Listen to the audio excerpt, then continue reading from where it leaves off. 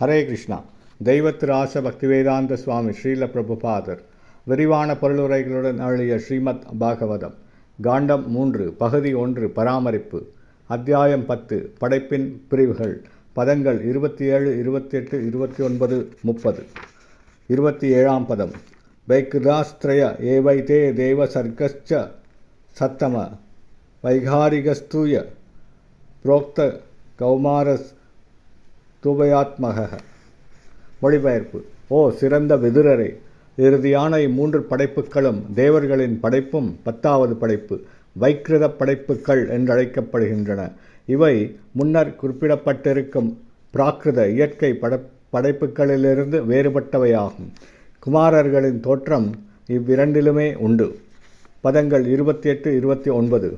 தேவசர்கஸ் சாஷ்டோ விதோ விபதா பிதரோ அசூரா கந்தர்வாப்சரச சித்தாயக்ஷ ரக்ஷாம்சிச்சாரணா பூதப்ரேத பிசாச்சாச்ச வித்யாத்ரா கிண்ணராதய தசைதே விதுராக்கியாதா சர்காஸ்தே விஸ்வஸ்ருக்ருதா. மொழிபெயர்ப்பு. தேவர்களின் படைப்பானது 8 வகைப்படும். அவை 1 தேவர்கள், 2 பித்ருக்கள், 3 அசுரர்கள், 4 கந்தர்வர்கள் மற்றும் அப்சரஸ்கள் அல்லது தேவதைகள், 5 யக்ஷர்கள் மற்றும் ராட்சதர்கள், 6 சித்தர்கள், சாரணர்கள் மற்றும் வித்யாதரர்கள், 7 பூதங்கள், பிரேதாக்கள் மற்றும் பிசாசுகள், 8 கிண்ணறர்கள் என்னும் மனித சக்திக்கு மேற்பட்டவர்களும் வானத்து இசை கலைஞர்கள் போன்றவர்களாவர். இவர்கள் அனைவருமே பிரபஞ்சத்தினை படைத்த பிரம்மதேவரால் படைக்கப்பட்டவர்களே. பொருளுரை. ஸ்ரீமத் பாகவதம் 2ஆம் காண்டத்தில் சித்தலோகத்தைச் சேர்ந்த சித்தர்கள் வாகனங்கள் ஏதுமின்றி வான்வெளியில் பறந்து செல்லும் ஆற்றல் பெற்றவர்கள் என்று குறிப்பிடப்பட்டுள்ளது. அவர்கள் விரும்பினால் ஒரு கிரகத்திலிருந்து மற்றொரு கிரகத்திற்கு எந்தவித சிரமமின்றி செல்வர்.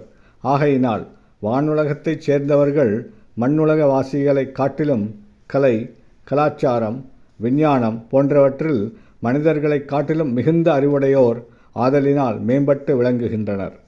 துர்தேவதைகளும் பிசாசுகளும் இங்கே தேவர்களுடன் சேர்த்து கூறப்பட்டிருப்பதற்கு காரணம் அவர்கள் மனித சக்திக்கு மீறிய அசாதாரண செயல்களை செய்யக்கூடியவர்கள் என்பதினாலேயாம்.